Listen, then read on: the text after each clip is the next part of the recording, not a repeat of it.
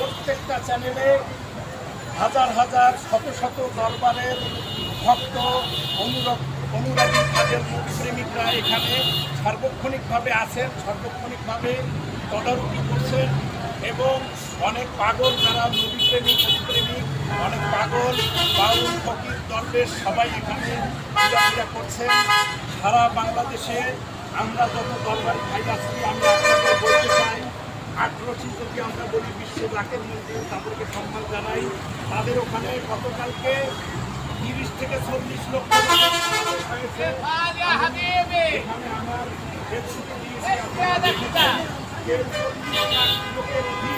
সেখানে সারা বাংলাদেশে বাজার এবং দরবার খানকায় হামলার প্রতিবাদ উত্তাল হয়েছে।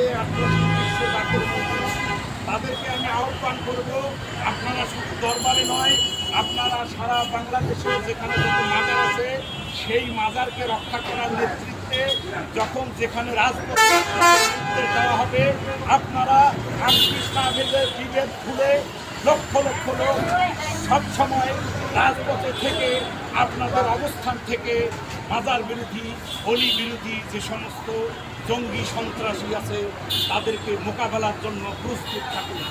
এবং বন্ধুরা দেখতে পাচ্ছেন আমি এই যে মাজার প্রাঙ্গণ এখন পরিষ্কার করা হচ্ছে, আপনারা এই যারা যেখানে আছেন আমি আবারও আহ্বান করছি, যদি সত্যিকারের থেকে থাকে আপনাদের মাঝে গোলাপসার মাজারে আছি, আপনারা দেখতে পাচ্ছেন যে পরিষ্কারের কাজ চলছে এবং বাংলা সাহিত্যের একজন বিখ্যাত ব্যক্তি মুস্তাক আহমেদ, বিশিষ্ট গবেষক লেখক, তিনি এই মাজার ভাঙার বিপক্ষে কথা বলছেন এবং তিনি লাইভ দেখাচ্ছেন। যিনি রাজশাহীর পদ্মা নদীর তীরে যিনি লক্ষ লক্ষ লোককে ইসলামে দীক্ষিত করে শুয়ে আছে, তার প্রতি যদি প্রেম মহব্বত থাকে, খুলনা অঞ্চলে যিনি ইসলামের ঝান্ডা উড়িয়েছেন হযরত বাবা খান জাহান আলী, তার প্রতি যদি প্রেম মহব্বত থাকে এবং কি এই পুরো বাংলাদেশে 360 আউলিয়ার মাথার তাজ, মাথার মণি হযরত বাবা শাহজালাল, শাহপরান লক্ষ লক্ষ ভক্ত, লক্ষ লক্ষ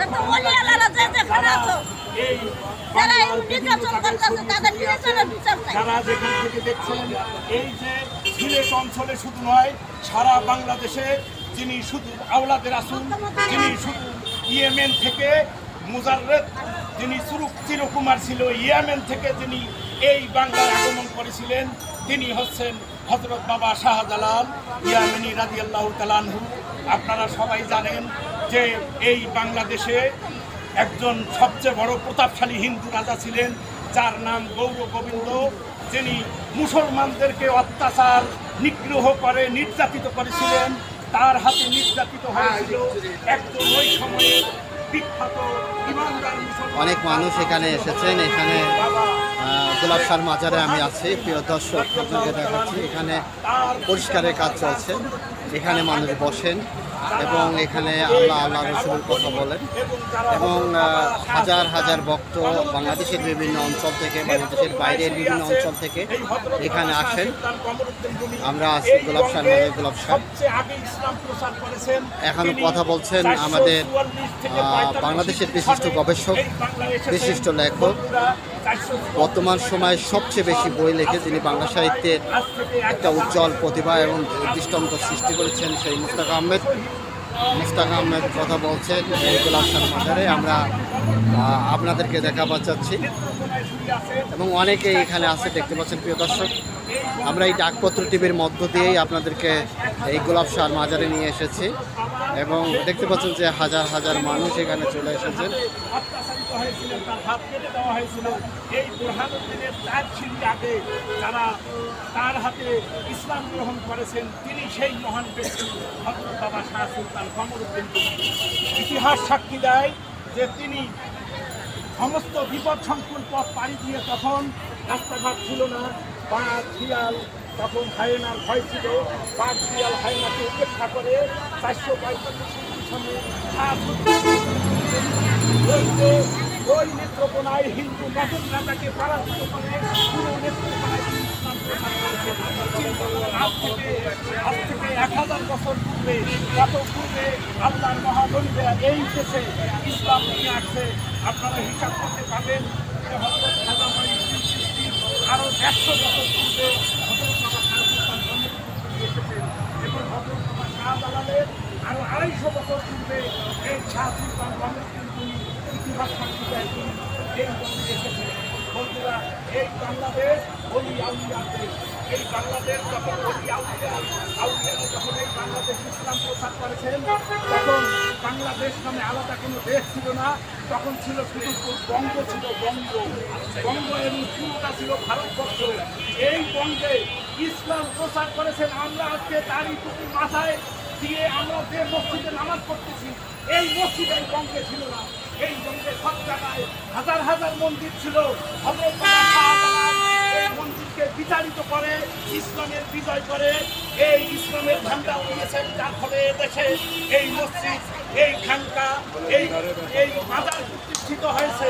বন্ধুরা, এখানে দেখতে পাচ্ছেন আমার সামনে এই যে এখানে মা বোনেরা আছেন, এরা সব অলিয়া উলিয়া ভক্ত। এখানে আমার সামনে ভক্ত এই যে মাজার খানকায়। বন্ধুরা, আপনারা যদি বলেন যে মাজারে ছেড়ে খায় বলে মাজার ভাঙবেন, একটা কথা বলতেছি, আজকে বহু জায়গায় আমার শরীর একটাও দেখেছি আমি, এখানে মাদ্রাসা আছে।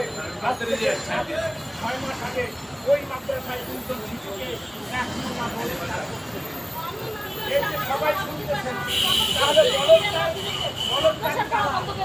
আমি বলতেছি কোরআনের সূরা, এই যে ঘটনা কোরআনের ভাষায় তারা সমকামিতার অভিযোগে, সমকামিতার অপরাধে আমরা ওই জাতিটাকে এত বড় খবর দিয়েছিলেন যে ওই শহরটা কত হাজার এবং সবচেয়ে বড় ন্যাক্কারজনক ঘটনা এই যে বলৎকারী, তাহলে ছেলে খেলাদের অভিযোগে কেন মাজার ভাঙবেন?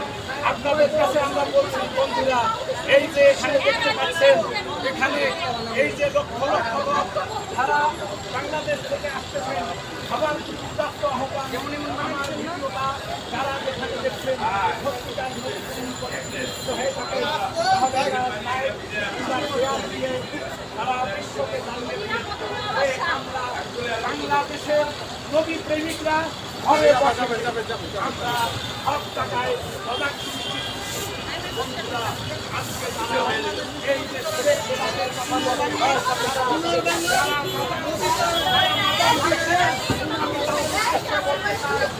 এই যে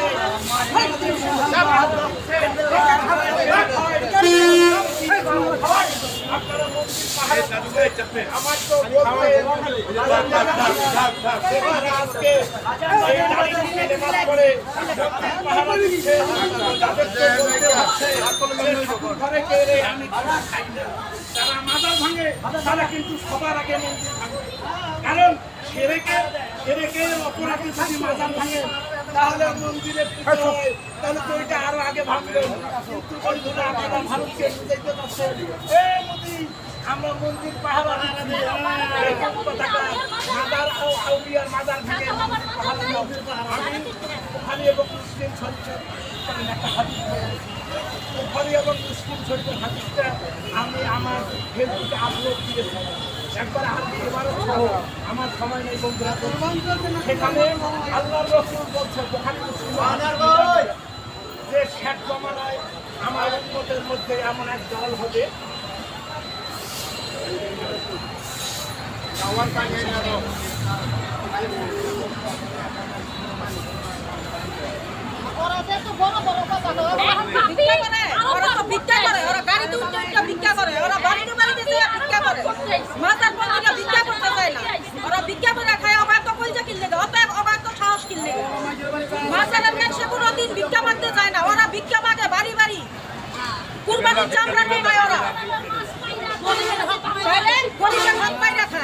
মাজার পন্থীরা ভিক্ষা করতে চায় না, মাজার পন্থীরা কারো অত্যাচার করতে চায় না।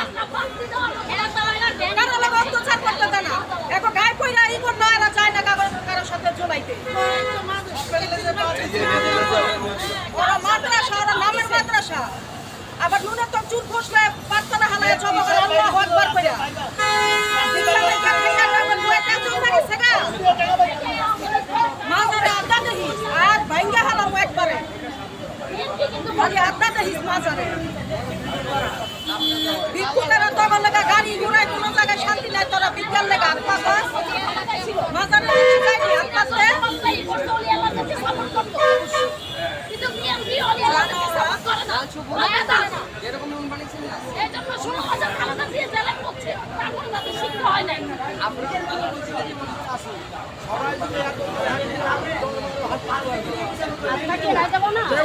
হাত দিতে জানা হ্যাঁ আর কাইটটা ঝুলাই দিব আমরা হুদাহি নাই আমরা হুদাহি একদম হাত কাইটটা ঝুলাই দিব খালি আয়াত বান্দর পুতারা তোরা কি হাদিস জানাস তোরা কি আল্লাহর নাম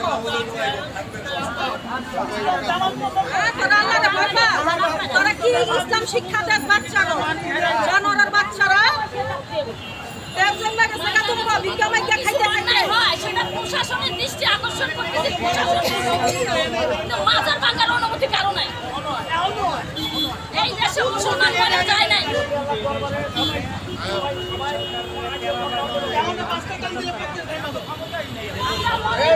এই জায়গায় আসি আমরা সবাই মক্কাতে যাইতে পারি না সবার অ্যাবিলিটি নাই হজে যাওয়ার আমরা আমাদের মনের ব্যথা নিয়ে এই জায়গায় হাজির হই মা বাবার পরে এটাকে কাবো মনে করি আসি মা বাবার পরে উনি আল্লাহর হচ্ছে আসো কোথায় কোথায় কাবা শরীফে যাইতে পারি না মক্কাতে যাইতে পারি না মদিনাতে যাইতে পারি না এখানে থাকলে আমি ঘুরে আইতেছি আমি একটা লাইভ করবো আগে তাড়াতাড়ি আদেশ করেন প্রিয় দর্শক, আমরা গোলাপশাহ মাজারের এখানে এসেছিলাম। আমরা সবার কথা শুনলাম, সবার যারা এখানে এসেছেন, যারা অনেক ভক্ত এসেছেন তাদের ক্ষোভ প্রকাশ করলেন মাজার রক্ষার জন্য। তারা যে আকুতি জানালেন বাংলাদেশ সরকারের কাছে, আমরা চাই যে বাংলাদেশের প্রত্যেকটি মাজারগুলো দেখে সরকার দৃষ্টি আকর্ষণ করবেন, যাতে এই মাজারগুলো না ভাঙা হয়। এই বিষয় নিয়ে এখানে যারা এসেছেন তারা তাদের কথা শোনাচ্ছেন এবং আমরা ডাকপত্রের মধ্য দিয়েই আমরা সবাইকে আজকের এই দেখালাম। আপনারা যারা যেখানে থেকে আমাদের এইটা অনুষ্ঠানটা দেখলেন, আজকের এই আমরা গোলাপশাহ মাজারে এসেছি এবং এখানে যারা বিভিন্ন জায়গা থেকে এসেছেন তারা আজকে কথা বললেন, তাদের মনের কথাটা বললেন, তাদের মনের চাওয়াটা বললেন। আজকে যারা যেখান থেকে আমাদের এই অনুষ্ঠানটা দেখলেন এই সকলকে আন্তরিক ধন্যবাদ জানাই এবং আপনারা যারা এই লাইভটি দেখলেন সকলকে ধন্যবাদ জানাই।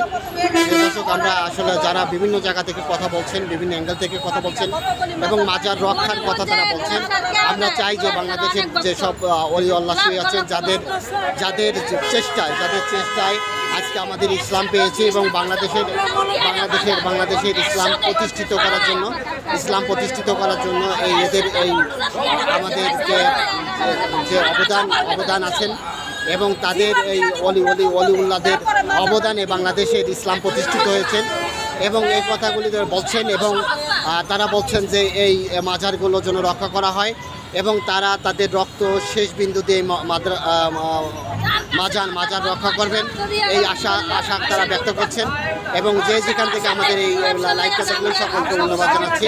ধন্যবাদ সকলকে।